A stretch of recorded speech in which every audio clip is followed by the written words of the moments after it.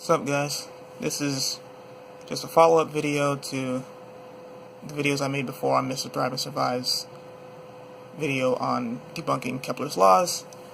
So I just want to quickly review pictorially what the claims were from Dave Marsh's data, the guy who did the data showing how long it takes the moon to cross the meridian line. Now the meridian line is 180 degrees south in the night sky, and so the star will cross that meridian line 4 minutes earlier every night. So if this is midnight, let's say, it doesn't really matter, but the star will the next night cross 4 minutes earlier, so it's on that side. The moon will cross, according to Dave Marsh's data, 42 minutes earlier when it's over the equator, 54 minutes earlier when it's over Cancer, Tropic of Cancer, and 52 minutes earlier when it's over the Tropic of Capricorn. Right? So, the claim is that this debunks Kepler's laws. But as I've already explained, that's not true at all. So what is the reason for this? Right?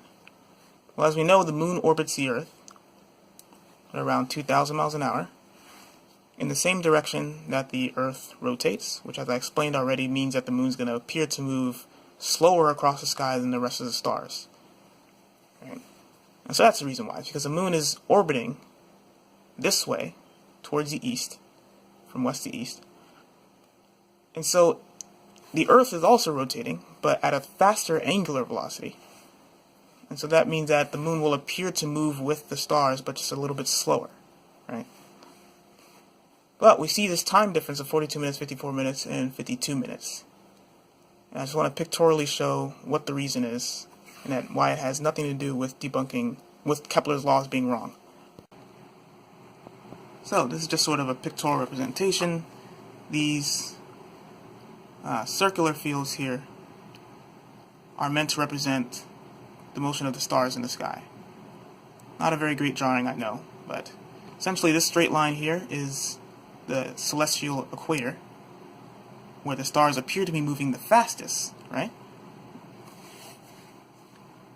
And of course at the celestial pole, where Polaris would be, it's not moving at all.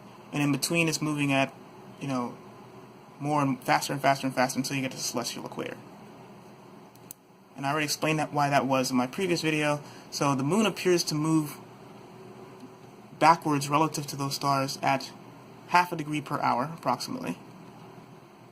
And so, of course, when the moon is over the equator, which means at the celestial equator, this half a degree per hour is going to be slower relative to this fast star motion versus when it's, say, over the Tropic of Cancer, or Capricorn would be over here. I didn't draw that, but it's the same exact thing. It's just inverted the other way. What does that mean? Well, what it means is that if you were to add this red vector here with this blue vector, you get this green vector that I drew, which is basically the resultant vector telling you the apparent speed of the moon across the sky.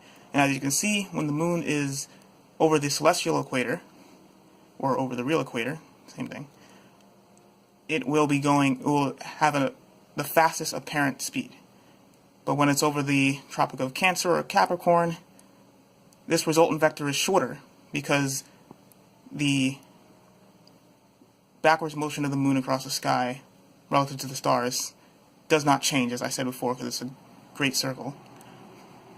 It does not change, but the apparent speed of the stars will go down from 15 degrees per hour to 10 to 5 across the sky.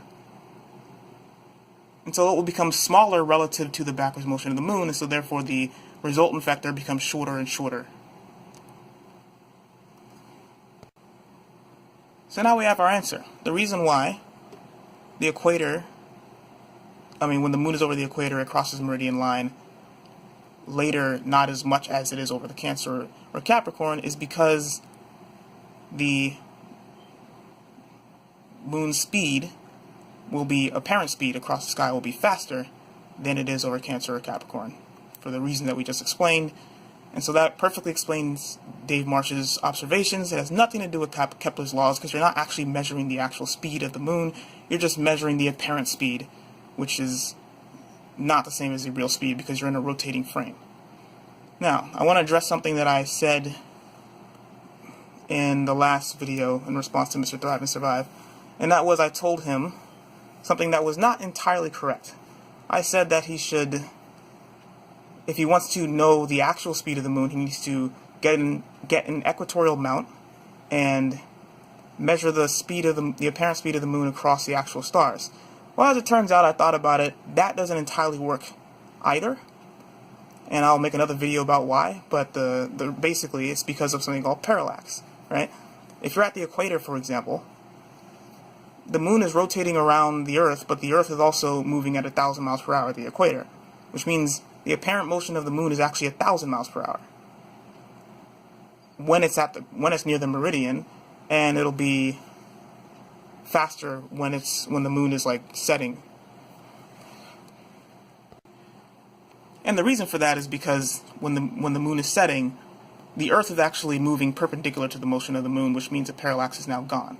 It's actually sort of just like retrograde motion, except because the moon is moving faster than the Earth, the moon just appears to slow down in the middle of the sky and then speed up again as it sets. Whereas with Mars, when we see retrograde motion, that's also parallax. It appears to move backwards because the absolute speed of Mars is slower than the absolute speed of the Earth. But that's for another video. So, Mr. Thrive and Survive and Dave Marsh would, in order to get the correct answer in testing Kepler's laws, they would have to get an equatorial mount, measure the actual speed of the moon versus the stars, and account for parallax. So they'd either have to account for parallax, or they could just go to the North Pole, where there would be no parallax at all, and then you could just do it directly. Either way, they don't know what they're doing because they're just completely wrong.